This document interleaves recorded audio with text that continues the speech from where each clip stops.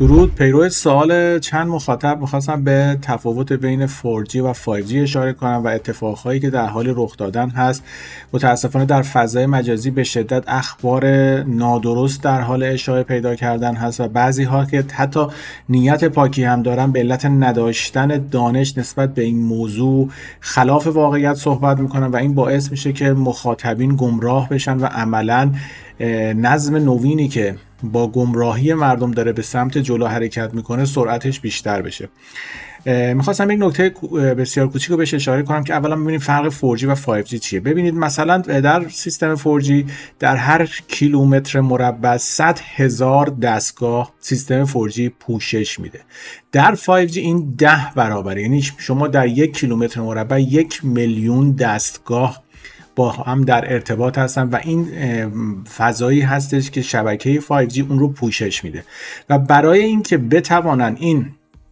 شبکه رو پوشش بدن نیاز دارن به استفاده از دکل‌ها یا بر صورت ابزاری که ما در خانه یا در دستمون هست، مثل تلفن‌های همراه، مودم‌هایی که در خونه داریم، دوربین‌ها، لپتاپ و کلا تمام وسایلی که امروز هم داریم می‌بینیم در جامعه داره بیشتر و بیشتر میشه، از جاروبرقی‌های بر صورت هوشمند و لوازم خانگی هوشمند و همگی اینها به این بر صورت شبکه اجازه رو میده که از ما به عنوان یک سیستم اکولوژی استفاده کنن و در انتقال داده ها سرعتشون رو بیشتر کنن. پس فرق 4G و 5G در محدوده پوششش هست و تعداد دیوایس هایی که میتونه ساپورت کنه. این در 6G تقریبا 10 برابر 5G بیشتر هست، یعنی به ازای هر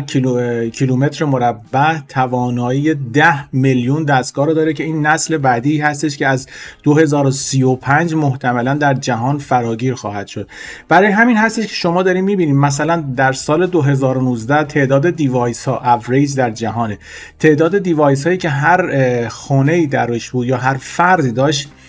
تقریبا 15 دیوایسی بودش که متصل به آی پی بود و بر صورت هوشمند بود. در سال 2021 این رقم شده 25 تا و مطمئنا در 2023 که هنوز آمارش بیرون نیامده بیشتر شده و این رو میتونیم در روندهای اجتماعی هم ببینیم که مردم چگونه به سمت دستگاه‌های هوشمند میرن. این دستگاه‌های هوشمند دقیقاً اون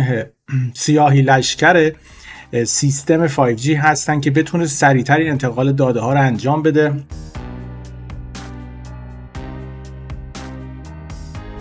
در زمان واکسیناسیون هم با استفاده از به حال گرافنایی که در داخل بدن انسان به واسطه تزریق قرار دادن در خیلی از واکسن ها، به خاطر این بودش که بدن انسان هم به عنوان یک میدان مغناطیسی در نظر گرفته بشه که به حال گرافن میتونه این انتقال داده رو بر صورت راحت‌تر انجام بده و از انسان ها به عنوان یک ابزار در این اکوسیستمی که دارن طراحی میکنن استفاده کنن. برای همین هستش که خیلی میپرسن چه کار بکنیم، مخصوصا الان میبینیم که دوباره صحبت از ویروس و مردم همه مریض هستن. تلاش کنید در خانه خودتون از لوازم هوشمند زیاد استفاده نکنید و حداقل تلاش کنید اینها رو کمتر کنید و در بعضی از محیط‌ها مثل اتاق خوابتون از اینها استفاده نکنید، چون در داخل ایران در خیلی از مناطق 5G فعال شده و داریم می‌بینیم این مریضی هایی که همراه با سرفه خشک، سردرد، سرگیجه، آبریزش بینی و بعضاً تپش قلب هستش به خاطر این فرکانس‌هایی است که دکل‌های 5G دارن بها رد و بدل میکنن و این یک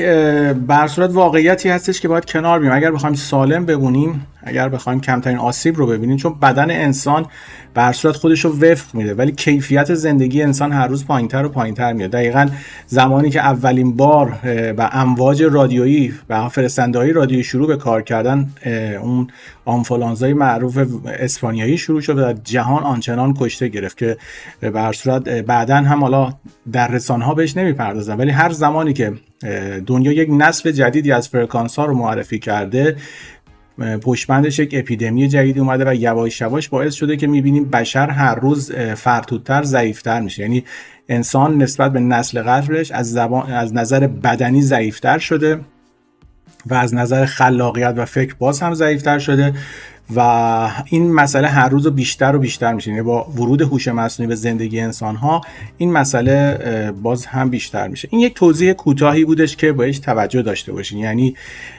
4G در هر کیلومتر مربع 100,000 دستگاه، 5G 1,000,000 دستگاه و 6G 10 میلیون دستگاه رو پوشش میدن و در این فرایندی که ما داریم به سمت نصب نوین طی میکنیم، این دستگاه‌های هوشمند هستن که باید وارد زندگی ما بشن و در زمانی که وارد شدن مثل اسب تراوا که حالا به حال داستانش رو محتملاً میدونین، آن زمان هستش که عرصه رو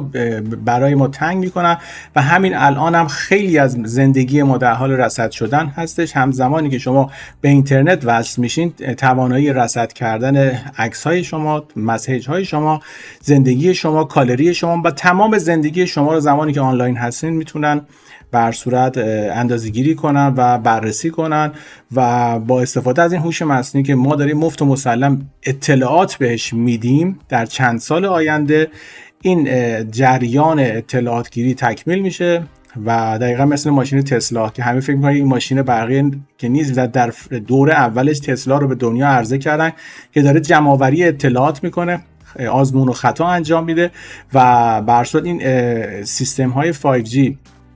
و نهایتاً 6G که راه اندازی کرد، اینا مبتنی بر دیتا و انتقال دیتا هستش. مثلا شرکت تسلا و ماشین های تسلا در این مرحله در حال جمع‌آوری دیتا هستن، یعنی آزمون و خطا انجام میدن، دیتا انتقال میدن که بتوانند در آینده‌ای که قراره 5G در سراسر جهان به حال راه اندازی بشه و همگانی بشه، بتوانند مؤثر واقع بشن و کنترل بیشتری داشته باشن. این یک توضیح کوتاهی بود پیرو چند سوال دوستان.